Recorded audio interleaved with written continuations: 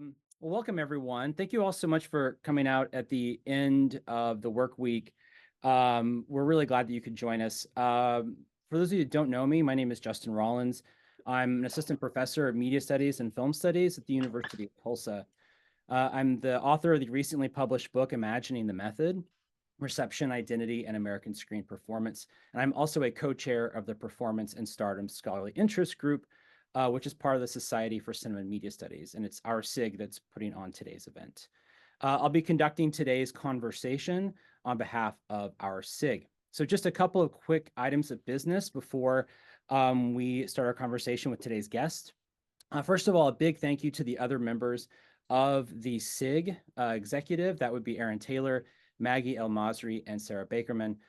Maggie will be overseeing the chat today and gathering your questions. So please put those in the chat over the course of our conversation. We'll devote, I'd say, the first 30-ish minutes to a conversation with today's guest before turning to your questions, and Maggie will pass those along to Isaac. So it is our distinct pleasure to host author Isaac Butler for today's conversation. Isaac's writing has appeared in Slate, The Guardian, The New Yorker, and many other publications. He's the co-host of the Slate podcast Working. He's co-authored the book, The World Only Spins Forward, The Ascent of Angels in America, which NPR named one of the best books of 2018. Isaac's most recent book, which he'll be talking about with us today, is The Method, How the 20th Century Learned to Act. The Method won the 2022 National Book Critics Circle Award in nonfiction and was named one of the best books of 2022 by The New Yorker, Time, Vanity Fair, the San Francisco Chronicle, and many others. So thank you so much for joining us, Isaac. I know you are currently busy, among other things, dog sitting. So thank you for yes, thank you for taking the time to talk with us today about the method. So I thought, just as a kind of opening prompt here, many of the people in today's audience study performance. And so I think one of the challenges that we all face in talking about performance is trying to kind of analyze something that is often esoteric, something that is often part of very complex genealogies, something that's, stretches across vast periods of time and space and all that stuff. And with the method, you're talking about, something that, in your book traverses well over a century, multiple continents, and an epic cast of characters. So how did you go about wrestling such an expansive subject into the narrative of this book? That's a great question. Before I begin, I just wanted to say thank you, everyone, for coming to this. And this is actually the second time Justin and I are getting to talk about this book in a few weeks. And it's always great to see you and to talk to you, Justin. And if you don't know Justin's book, Imagining the Method, it's really extraordinary. And I highly recommend it. Yeah, it was really a challenge, tracing all this stuff and wrestling it down, especially because Stanislavski's system, which then comes to the United States and becomes a bunch of different acting pedagogies, including the method, exists as an oral tradition for a great amount of its history. He didn't want it written down. He got very mad when people wrote it down. His student, Michael Chekhov, who, is probably most famous here for his appearance in the movie Spellbound. He's amazing in that movie. Michael Chekhov wrote a version that he claimed was Stanislavski's system that includes all sorts of things that he believed that Stanislavski didn't, that Stanislavski says. He's like, Stanislavski would always say this thing, but it's actually something that Michael Chekhov believed and Stanislavski didn't. And he did that for Russian newspapers. It's really hard. What's interesting is that's also something the group theater was struggling with. The group theater is where the method as we know it was really born. And they were struggling with this too, so much so that they would buy Russian theater magazines and have a friend translate them into English for them and then read them out loud to each other during their summer retreats. And I've actually read those translations because they're at the New York Library of the Performing Arts, and they're incomprehensible because it's all like Russian, it's all Soviet jargon, And Stanislavski wasn't a very good writer. Lee Strasberg and Stella Adler both weren't good writers. So there are a lot of challenges.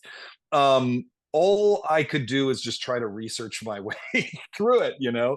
Mhm. In Stanislavski's case, that meant reading not only his writing about the system, but biographies of him, collections of his letters, memoirs of people who had worked with him. There's a wonderful book on the Stanislavski system by Rose Wyman that was super helpful. There's another one called Rediscovering Stanislavski by Svetsova, a Russian writer, that was recently translated into English, that was really, really helpful. And then when we move to the Americas, it gets a little bit easier because there's a lot more writing, there's a lot more memoirs by students, there's huge voluminous transcripts of Stella Adler and Lee Strasberg's classes. I know you've spent some time in those archives yourself, Justin. Mhm. And you can interview their students. And so, you know, a lot of it was that, because even in America, when there is a written record, there's also an apocryphal kind of oral record of what the sort of wit and wisdom of each of the teachers that's as important.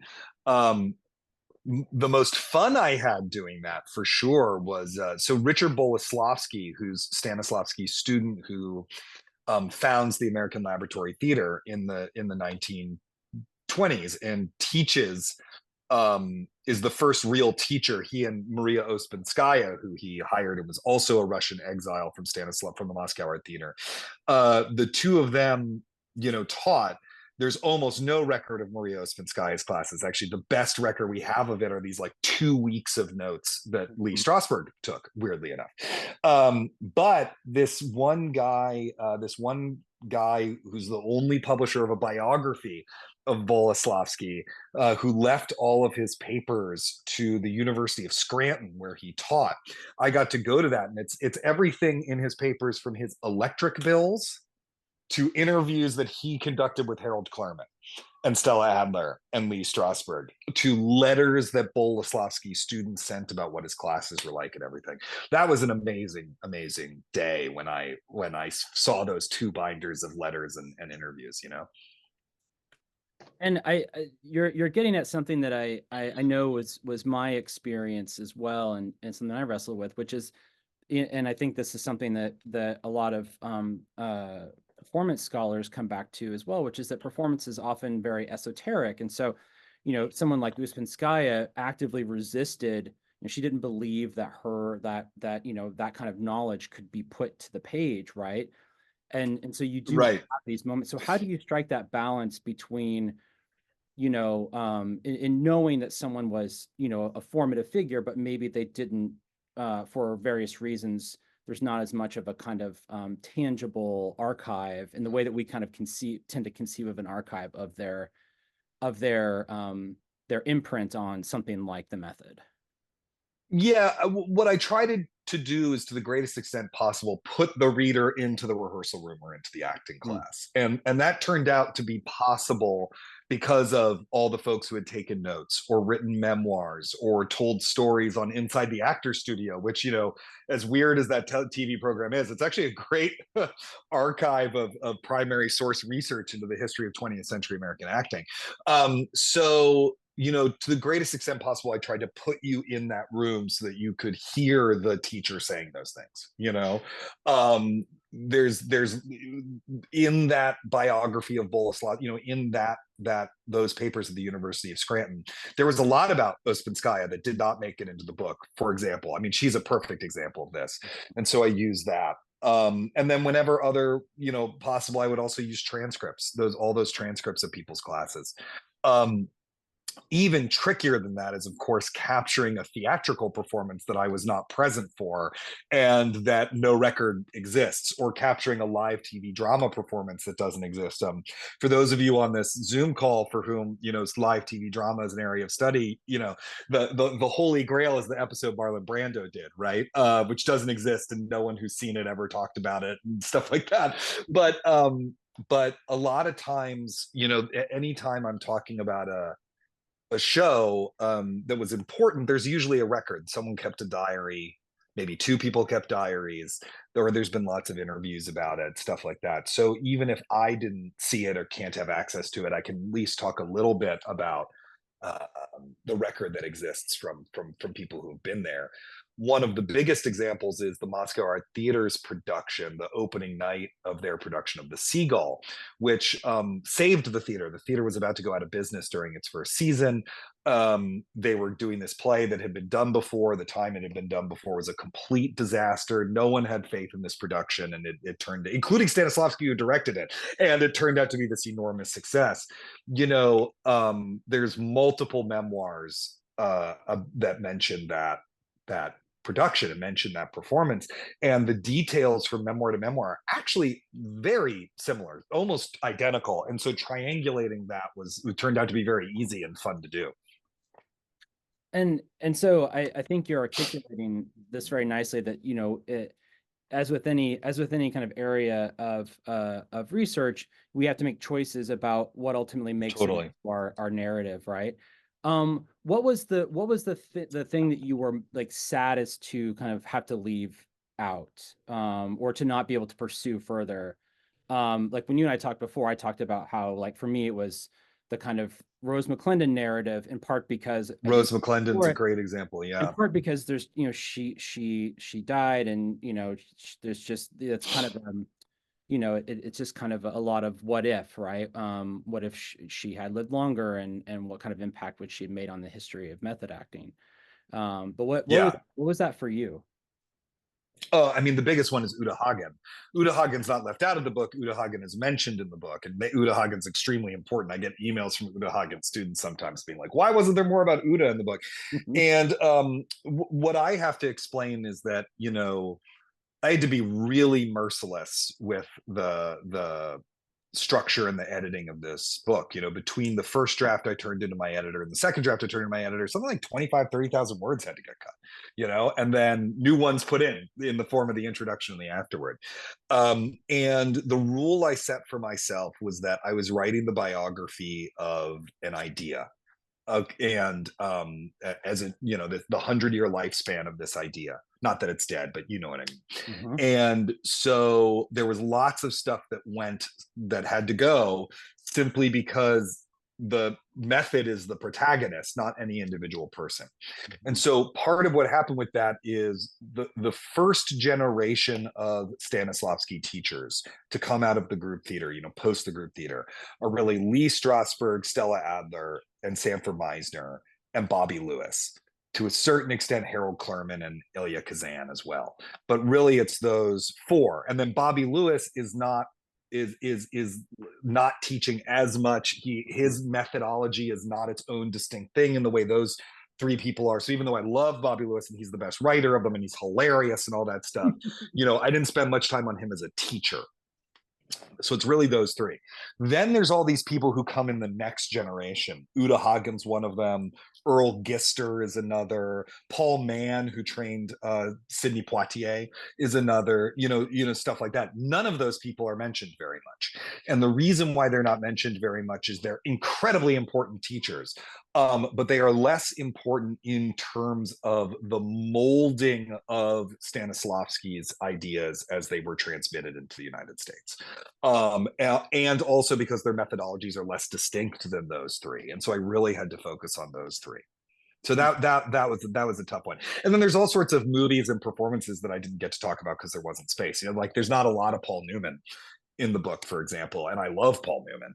I would have loved to have written about HUD for 20 pages or whatever, but there just wasn't. It just wasn't he wasn't as important as Montgomery Clift or Sidney Poitier or whatever.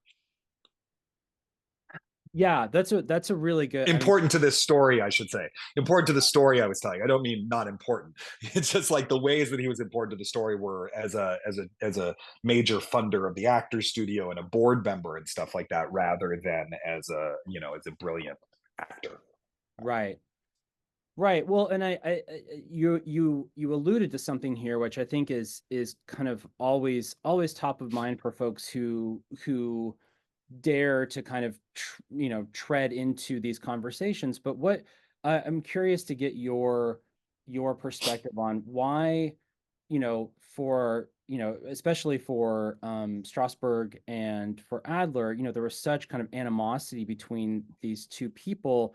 rooted, in a clash of personalities, but also, fundamentally, as you talk about, in a clash of approaches to thinking about like what's the purpose of acting, right? Like what's the purpose of, of dramatic realism and things like that. And, as you've alluded to elsewhere, those a fair bit of that animosity remains, right, among various adherents.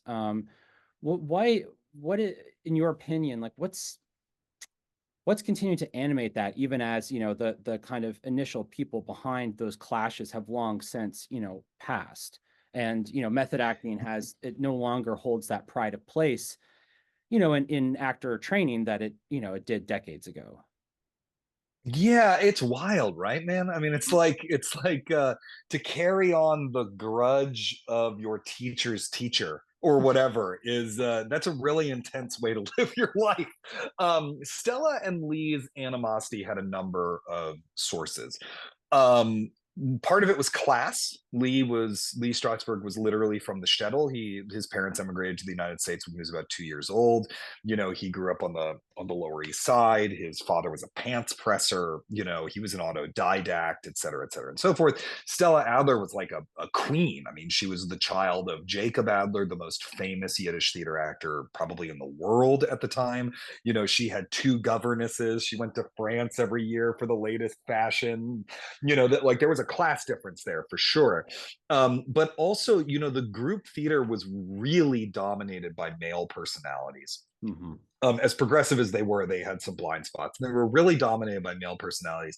And Stella was as much a genius as Harold Clurman or Lee Strasberg, but she wasn't in charge and she didn't have a lot of power. She was an actor. But the other thing is, Stella had been acting since the age of 5. Mm-hmm. She knew how to act, and she had a lot more professional experience actually than anyone else in the company. She particularly had a lot more experience than Lee, who was the artistic director and in charge of acting training. And I think she really bristled under that authority because he was very dictatorial and he was very hard to get along with. Even people who think Strasberg was a genius would also be like, oh, and he was totally impossible to get along with, Mm-hmm. because it was his way or the highway. He was prone to yelling at people. He would really, he was a dictator. They called him General Lee as a joke, and she bristled against that. But then there's the actual kind of theoretical ideological difference, which Mm-hmm. is the heart of acting. It's really about, is the heart of acting, it's two differences. Is the heart of acting emotion or is it action? Is the heart of acting the self, right, or the use of imagination? Mm-hmm. And on this hand is Lee Strasberg, right, and on this hand is Stella Adler. And they both come out of the American Lab Theater. They just had very different interpretations of what they had learned there. And what eventually happens, of course, in 1934 is Stella Adler actually takes a pilgrimage to Paris and meets Stanislavski, who's there recovering for his health. He's just had his 30 millionth heart attack. And he's there recovering for his health. And she kind of pressures him a bit into teaching her. And out of that comes back to the group theater and says, actually, Lee Strasberg got this whole thing wrong. I met with Stanislavski and he told me that acting is about the problems that the character has and the actions they take to solve those problems, and imagination and research and the given circumstances and script analysis and all of that stuff. So they were like cats and dogs from the beginning. And that only affected it more. There's an interview with the two of them in the New York Times in the 70s, a joint profile where Stella Adler is like, Lee Strasberg practices unlicensed psychotherapy and he's a sick man imposing his sickness on his students. And Lee Strasberg says, won't use her name. He says, this actress who I used to work with has a number of complaints about my methods or something like that, right? So I think that there's a way in which, I remember this in college and I've seen this with my own students. Students sort of do adopt the grudges of their teachers in weird ways, Mm-hmm. like I would see people who had just graduated from college in the late aughts complaining about the theater critic John Simon, who hadn't worked at a major paper in a decade, you know? And Yeah. it's like, why are you complaining about John Simon? It's like, oh, because your professor complained about John Simon at Yale, or, you know, whatever it is. And so I think that's part of it. I also think that, you know, there is a religious aspect to people's adherence Mm. to various ones of these teachers. Hmm. They call them a guru. You know, a lot of the metaphors that people use is a religious one. There's a real religious fervor. There are devotees, you know, et cetera, and so forth. And I think that, you know, I used to be a religious person myself. I think that sort of impulse is hard to shake. Well, and that was actually my next question was, there is in the method, a through line of religion as metaphor, which I found very interesting. And I know that in my own research, like this comes up, especially within the group theater as they're trying to make sense of this new approach to Yeah, performance. Like religion seems like it seems like the only resonant metaphor that they can grab onto that helps them, that's an analog for what they're experiencing. And of course there's some of that in the reception discourse as well, right? Like in the 1950s, the yeah. it's talked about as kind of cult like, or kind of some kind of religious cloister, of some sort. So what do you think? Yeah, why do you think religion recurs as this Hmm. metaphor for acting, for method acting, but also just as a way of talking about these actors and teachers. Well, I think it's encoded in the ideas themselves. And it's encoded in the history, right? I mean, acting in ancient Greece is literally a part of a religious ritual.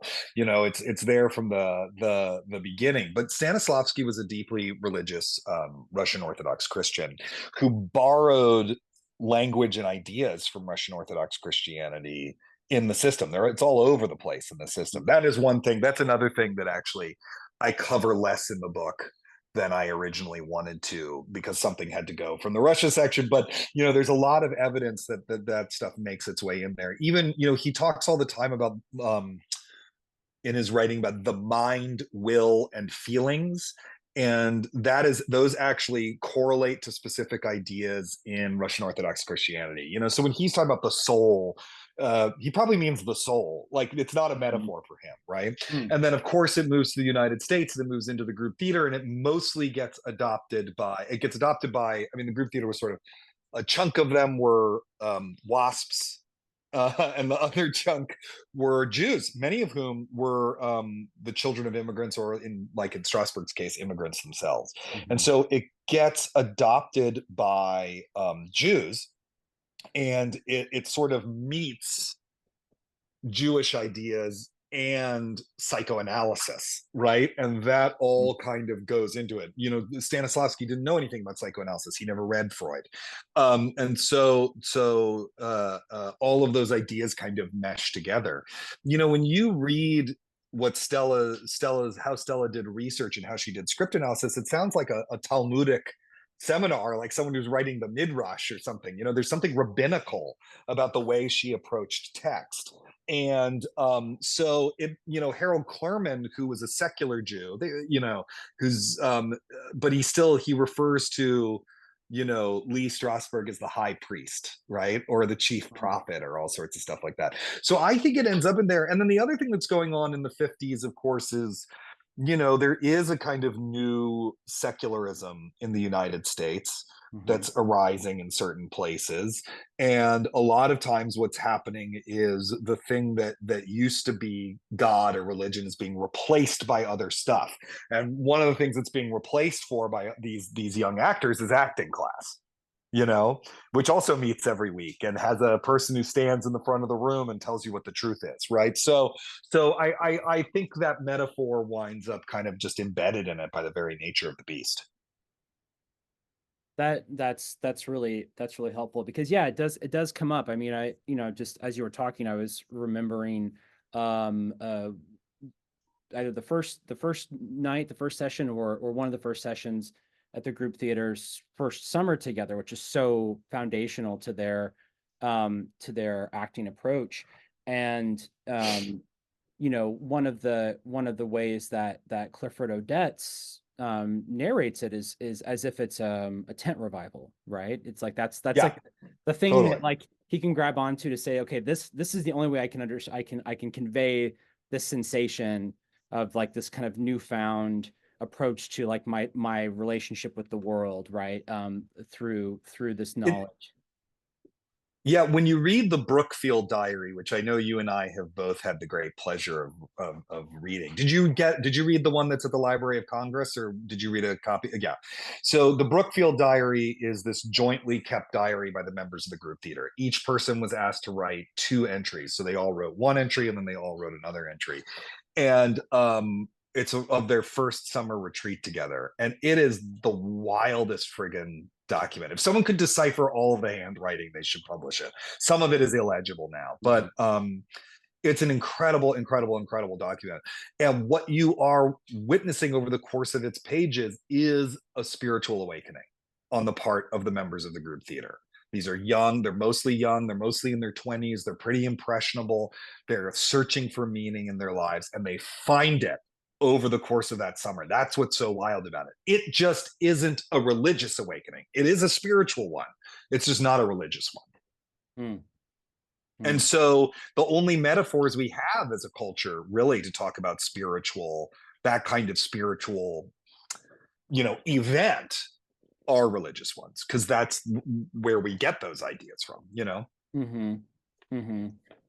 Well, and I think that also speaks to something that you talk about, and I think is a kind of a central concern for many of us who study performance is looking for that relationship between the performance and the text and the context, right? That like it's Yeah. the story of method acting is not just a story of one person or one performance or one kind of core, text, but is a part of it's a story of a much larger social fabric that informs and is informed by it has a very much a kind of a mutually informed existence alongside the world in which it operates and all of that. Totally. Yeah. Totally. So Yeah. I don't want to monopolize the conversation. So I'm going to I'm going to give you one more question and then we're just going to turn things over. So if Great. you have questions for Isaac, please drop them in the chat and then Maggie can pass those along. If you feel like the question is maybe better conveyed by you personally, if you just want to chime in, then just do raise your hand and we can call you up. So I'm one of the things that I've been thinking about lately, since our last conversation is the work of talking about Novak Djokovic. yes, aside from Novak Djokovic, Yeah. Okay. which I root against him. Aside from that, no, thinking about the work of writing about acting, like the work of Mm. criticism, say, and it just, I'm certainly not alone in feeling like things seem especially bleak right now for the craft of criticism, right? Um, for that kind of work, at least that kind of like paid work as a profession. And I at this moment in time when we are in the thick of awards season, this is as I guess a relevant a time as any for critics to talk about performance. And I wonder what your thoughts are about the state of kind of critical approaches to acting at this moment when seemingly everyone is talking about acting and actors all the time. Some of it um, you know, complex and maybe some of it a little reductive, but like the discourse is, as prevalent as it will be all year round right now at a time when criticism as a profession is, you know, um, uh, Yeah. struggling. It's a very difficult time. It's a difficult time in the field of criticism, writ large. it's, I come from a theater background, and the stories of what's going on in the theater criticism world are crazy. Most newspapers don't have a staff theater critic anymore. Mhm. The Philadelphia Inquirer used to have two staff critics for theater. It doesn't have any anymore. The Washington, even the New York Times doesn't have a full-time second string theater critic anymore. They have Jesse Green as the lead critic, and they have freelancers and permalancers who do the rest. So, it's really hard out there. And because the rates are low, maybe you don't have as much time to write in a really considered way about what you're watching. I think there's a hunger for good writing about actors out there, though. Honestly, I do. I've written a few of these kind of career-long assessments of actors. I've written a handful of them, a couple for Slate, one for the New Yorker, and stuff like that. And they always get a really incredible response. I'm not talking about reader numbers, because I don't know those things, and I don't want to know those things. But in terms of like people writing me, or talking about it, or it coming up in conversation randomly, even with people who don't follow me on Twitter or whatever, they've always gotten a really good response, because it is actually something tangible that you can look at. You can look at a Nicolas Cage performance or whatever, and we can both have an experience of that, and then we can talk about that experience. Mhm. I think it's Dave Hickey, the art critic Dave Hickey, who talked about, actually visual art is a social medium in some way, because if we're standing next to each other in a museum and we're both looking at a painting, we can both talk about what that experience of that painting is. We might Mhm. have different experiences of the painting, but then there's us triangulating between each other and the painting. And I think the same's true for actors. The same's true for acting in a way that is harder. Acting is very difficult to talk about, right? Directing is extremely difficult to talk about, because you don't even always know what the director is even doing, whereas you can actually literally see what the actor's doing. So I think there's a hunger out there, and I hope it leads to more writing about acting and more deep dives into acting. One of the things that I did for this book that was really rewarding was to watch an actor's catalog in the way you would a director. So, which is to say, in chronological order, Mhm. and not always the whole thing if it's a really prolific actor, but trying to watch them in chronological order and see their development as an artist. And that was Mhm. just an incredibly great experience. It was easily as rewarding as doing the same thing for directors, and so I think it's a difficult time right now. No doubt it's a difficult time, but I do think there's a hunger for talking about actors. I don't think it's just about the Oscars, though, honestly, Justin. I think that, you know because during the first 18 months, 2 years of the pandemic, all we did was watch streaming all the time. That was like everyone's only activity, right? It's like we all went on some walks, maybe we got a Peloton if we were lucky or something, and we all watched fucking Netflix and the Criterion Channel a lot, So I think in a weird way we spent a lot of the pandemic with actors and in parasocial relationships to acting, you know and so I think that's part of it. But I remain optimistic, because people care about acting so much, that there will be more good criticism of it as we go. Excellent. Okay, I'm going to turn things over. Thank you for that, Isaac. I agree. I'm going to turn things over. Maggie, do you want to offer up um one of the questions slash observations here? Yes, so I've just got one from Catherine overall. Can you hear me? Yeah. Yeah. Yes, okay, great. Okay. So Catherine's asking, I'll just read her message out. So thinking about the bastardization of understanding of the method, which now seems to be generally used as shorthand for too intense male actor, or lives the part, keeps up his accent all the time, and the kind of press interest and disputes between, for example, Jeremy Strong and Brian Cox, and their seemingly different positions. The question is, has there ever been a time where the method was properly understood? It seems like a constantly contested concept, which has differed according to practitioners and audiences, and yet seems enduringly fascinating. That's from Catherine That Durand. Catherine, that's an amazing question, and that was one of the. Sorry, this is the dog I'm dog sitting right now. Look at this guy. Look at this Oh, guy. Look at that guy. So my own dog is now getting jealous and coming over here. Okay, so go play, go play, go play. So I that was really a part of the motivating energy of writing the book in the first place, was that very question that you're asking. Okay, so the short answer is no, there's never been a time when the public understanding of the method was accurate. If you ask Lee Strasberg, he would say no one understood the method in its totality. He was always saying people didn't understand him and didn't understand all of the ideas. He even said that about Al Pacino after The Godfather. Al Pacino was like a son to him. Anyway, but the misconceptions change. So in the early days of the method in the 50s, the confusion about the method is that everyone who teaches a Stanislavski derived technique, that gets called method acting. And so Stella Adler gets called a method acting teacher, Bobby Lewis, Uta Hagen, all those people, and they're all furious about it because, like Stella and Bobby and Sandy Meisner hate Lee with a passion and are very close friends themselves. And so they are trying to tell the press, no, this isn't method acting. This is modern acting, or whatever it is, and that becomes the argument. And then, really, particularly after Robert De Niro pioneers this that kind of acting that you're talking about, that involves a lot of research and never breaking character and changing your body, gaining, losing weight, or whatever. After he pioneers that and becomes super influential, that gets called the method as well. But Lee dies around that time. And so there are fewer public spokespeople out there saying, no, the method's not that, it's this.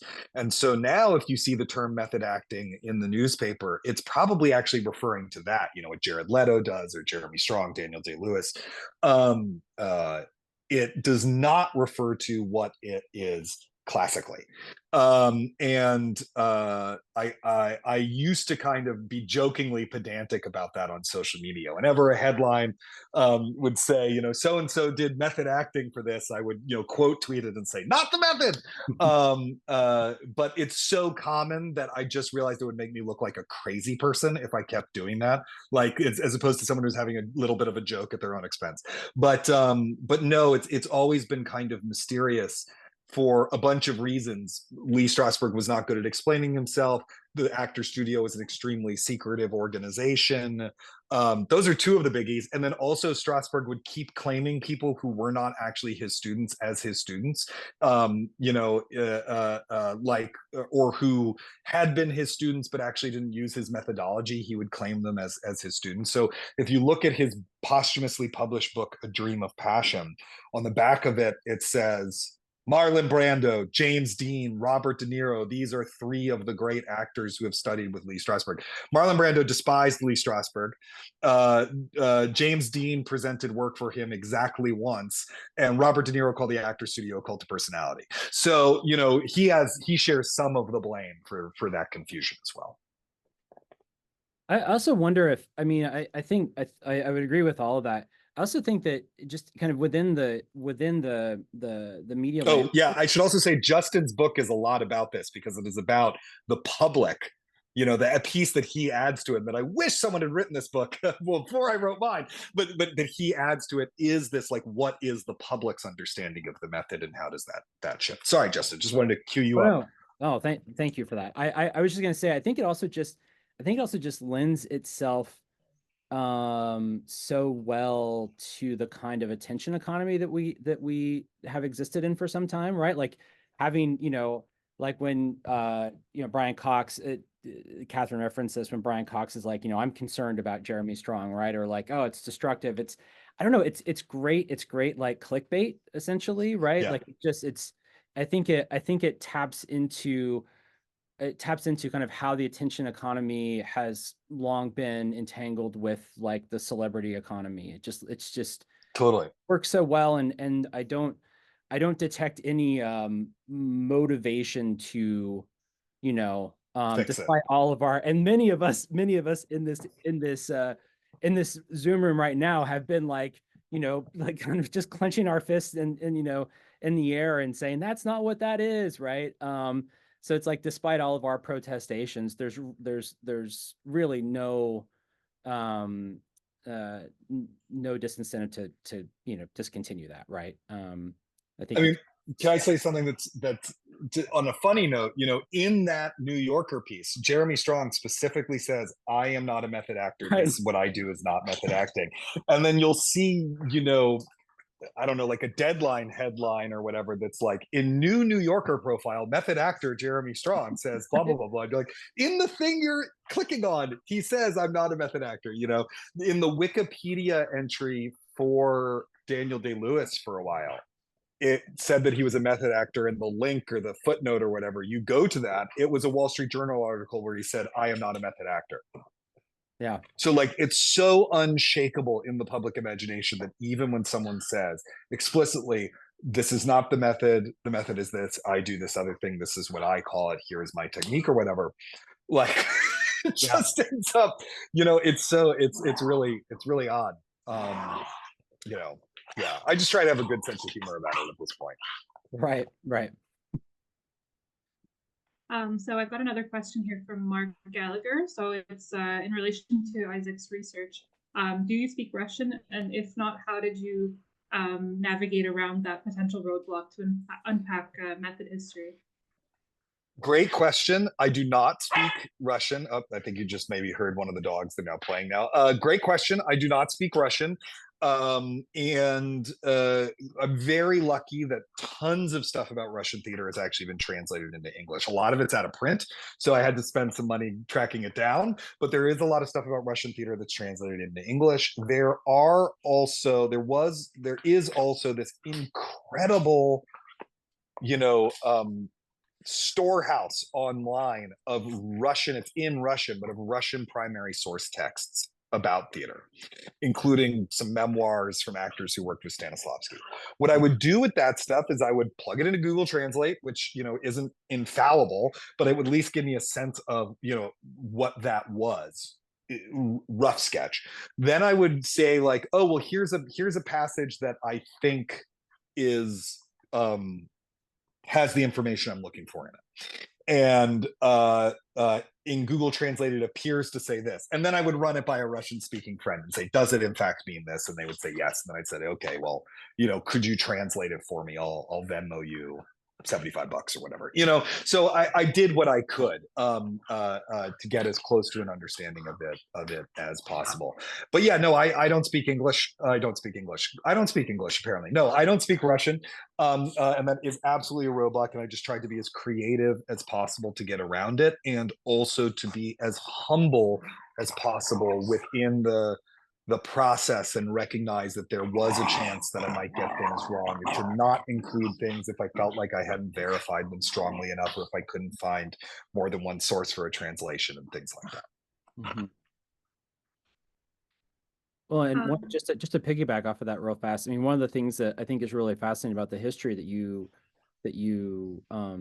tackle, Isaac, in the book, is that you are, you talk about someone like Boleslavsky or Uspensky, and how kind of just the kind of fluidity of translation, messiness of translation, however you want to characterize it, that it's like it leads to certain vocabularies that have kind of taken on a life, right? Like famously the beat, right?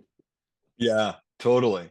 Yeah. So many of you may already know this, but there's a term of art in script analysis and in storytelling now, because it's grown from film to, we talk about it in prose storytelling as well, as of the beat, right? And the beat can mean two different things. It can mean a unit of action, like this, something happens, that's a beat, new thing happens, that's a beat.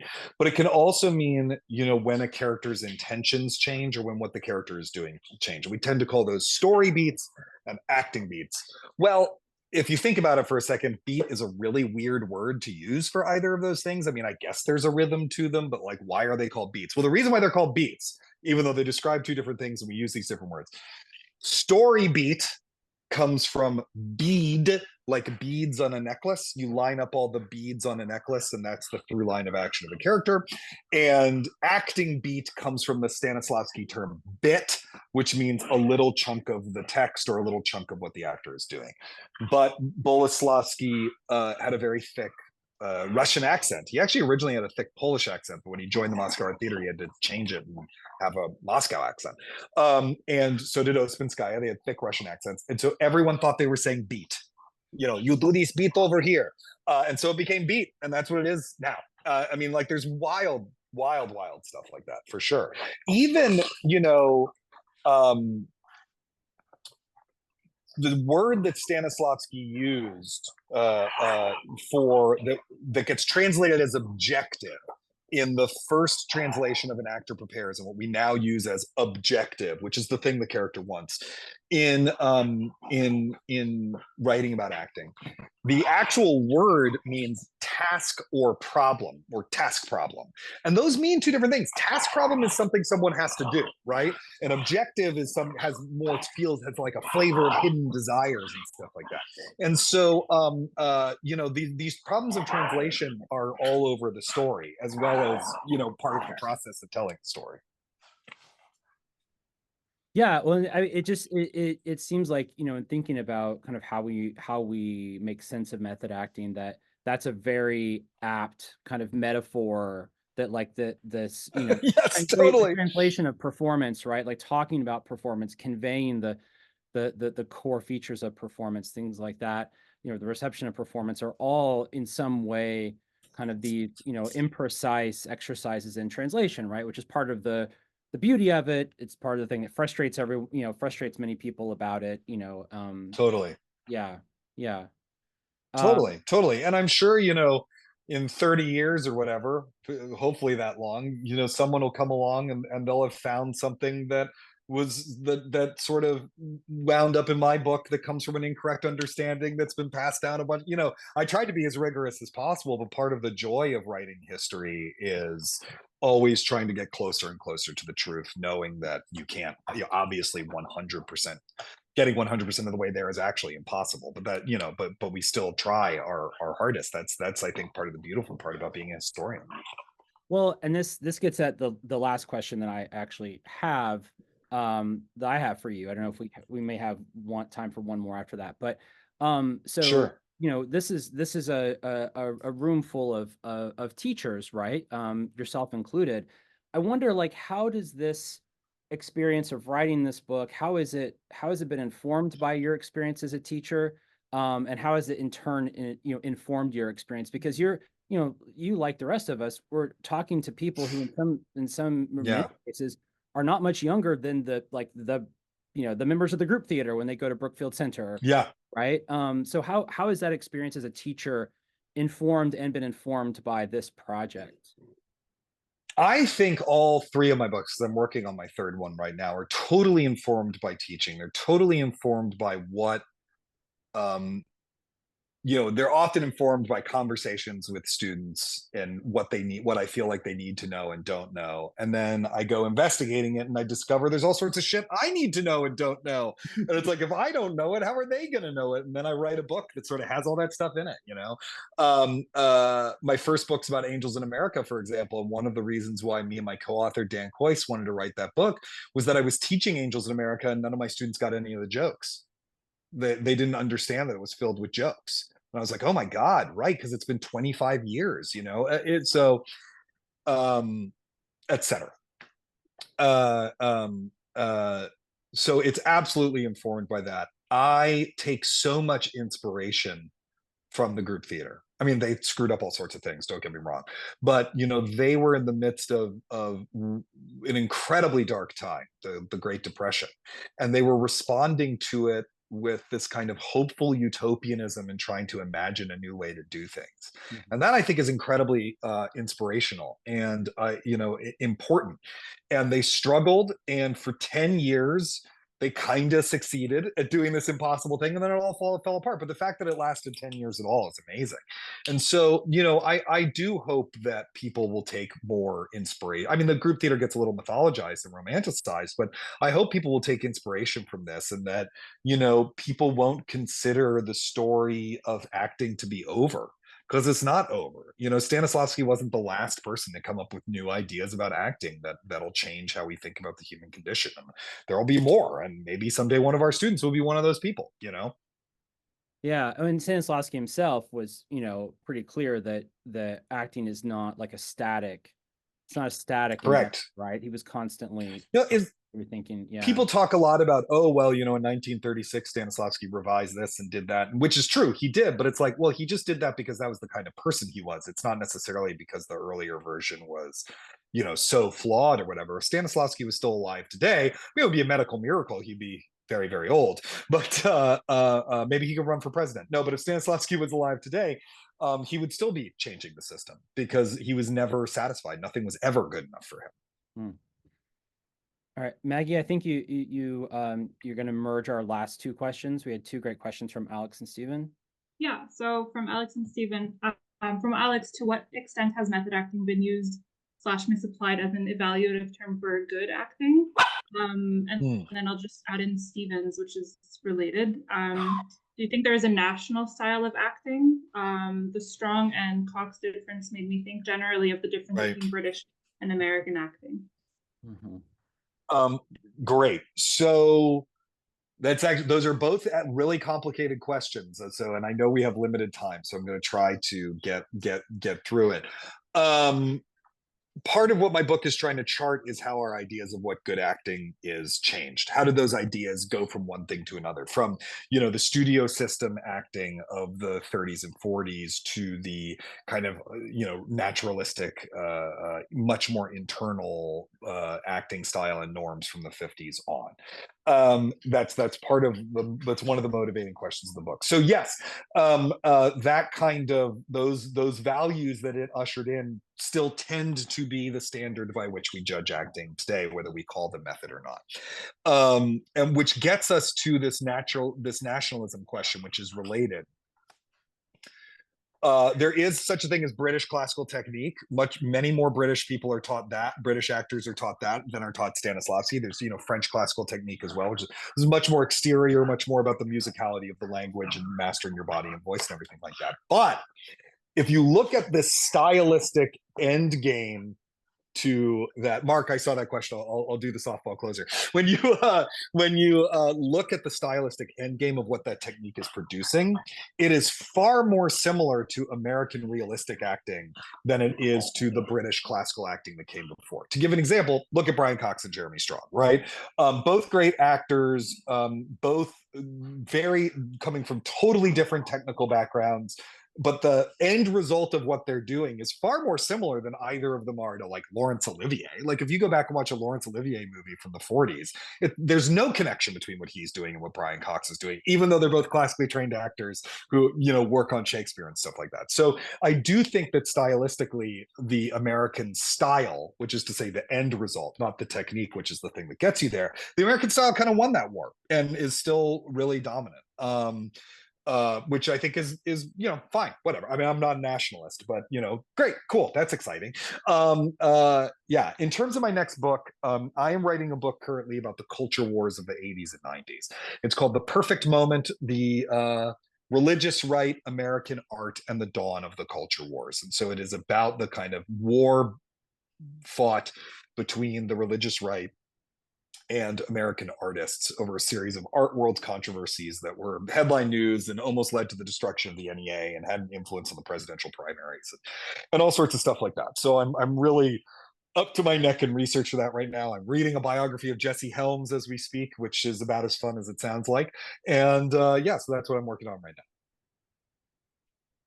now. Oh, wonderful. Okay, well, that we are right about at an hour. So let me just say thank you, Isaac, so much for spending time with us. And thank you all for coming out. And I will, for those of you that arrived a few minutes late, I will figure out a place to post this and make sure that I get the word out so you can catch up on whatever you might have missed. But thank you again, Isaac, and thank you, Maggie. Thank you to the SIG for making this happen. And yeah, everyone have a great rest of your day and have a great weekend. Thank you all very much for coming, and thank you, Justin, for hosting this.